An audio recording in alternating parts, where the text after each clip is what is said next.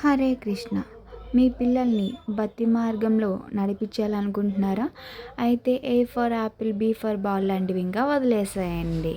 మన మూర్తి పేరులతో కూడి ఉన్న మన శ్రీరాముని నామాలతో ఏ నుంచి జెడ్ వరకు నేర్పిద్దాం.